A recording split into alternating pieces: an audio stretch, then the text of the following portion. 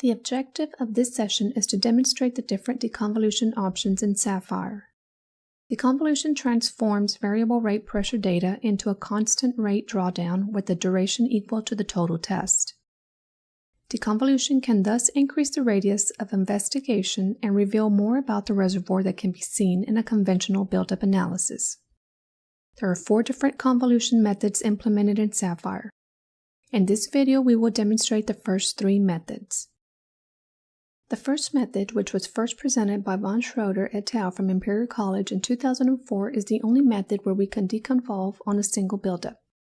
The other 3 methods require a minimum of 2 buildups to perform a deconvolution.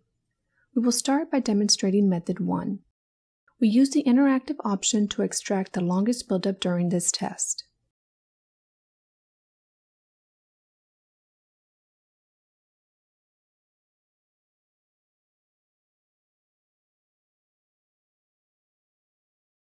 We access the deconvolution dialog by clicking on the deconvolution button in the control panel on the left.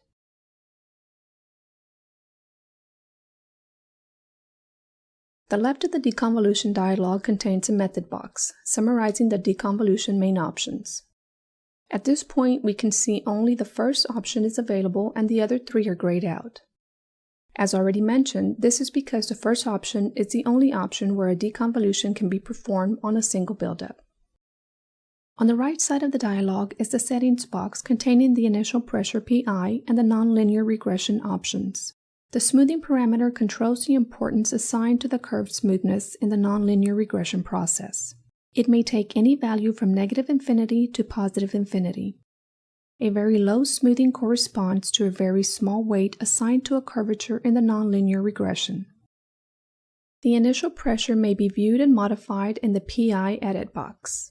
When the button Force PI 2 is checked, PI is held constant in the nonlinear regression process. Similarly, the rate history is not included in the nonlinear regression when the button No Flexibility in the Rate History is checked. The Material Balance button, grayed out here, is specific to gas test. When dealing with the gas test influenced by a large depletion, the problem is no longer linear and requires a correction in order to take into account the pressure dependence of the compressibility in the reservoir. The Advanced button allows the user to edit some advanced settings in the nonlinear regression algorithm. These are described in detail in the online help. In this example, we will leave the defaults and run the deconvolution.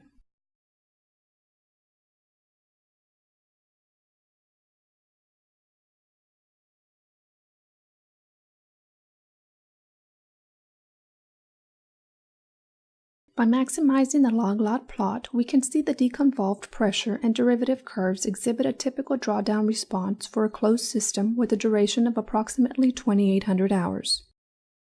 This is the duration from the start of the test until the end of the buildup we deconvolved. When we maximize the Cartesian history plot, we can also see the simulated pressure from the deconvolution tracking the actual data, which gives us an idea of the size of our reservoir. We can view the pore volume by opening the results dialog. Notice that the initial pressure of 9,728 psi does not match the 9,799.8 psi from our data. The second deconvolution method, which was developed by Levitan et al. In 2005, is actually a good way to determine PI, as we will demonstrate. As mentioned before, the second method requires the extraction of multiple buildups for the deconvolution process. We will interactively extract the 3 longest buildups for this.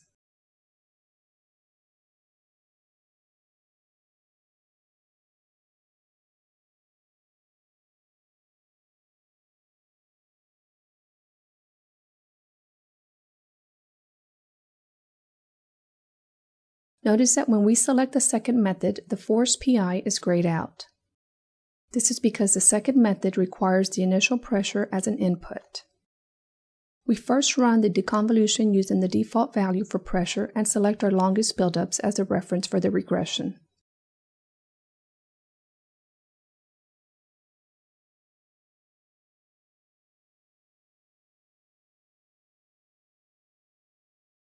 we notice that the deconvolved curves are not superimposed. This is because the second method is sensitive to the initial pressure, and only once our curves superimpose can we be sure that we have the correct initial pressure. This process can be repeated iteratively by trial and error until we find the correct initial pressure.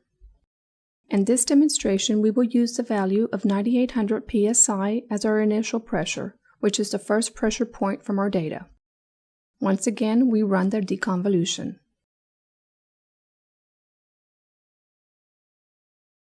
All three of our curves are now superimposed, which means that we now have the correct PI.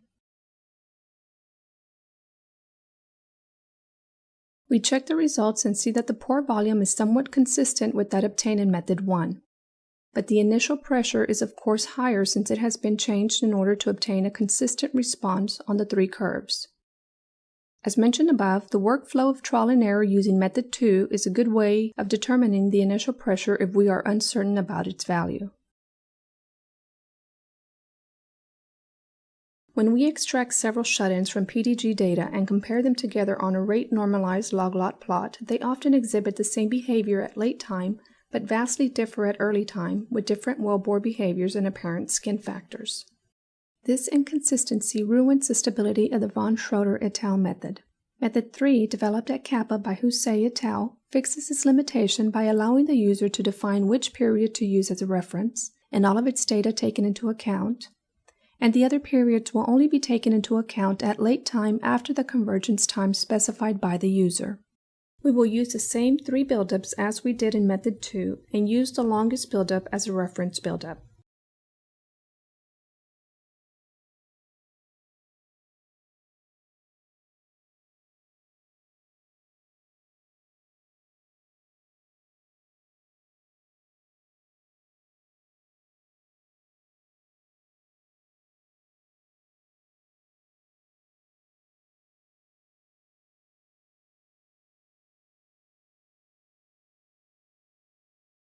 We manually place the vertical line to determine which points to use in the regression from the non-reference buildups.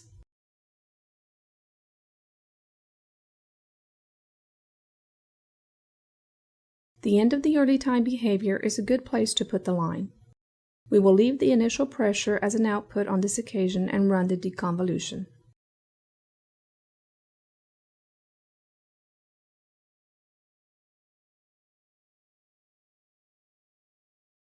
When we look at the results, we see that both the pore volume and the initial pressure are consistent with those obtained using method 2, but the process is less tedious. The fourth method, which is available in Saphir, combines method 2 and 3, but we will not demonstrate this method in this video. This concludes this video. To learn more, please visit our website. There are numerous examples and datasets on the download page. For more information, contact support@kappaeng.com or your local Kappa office.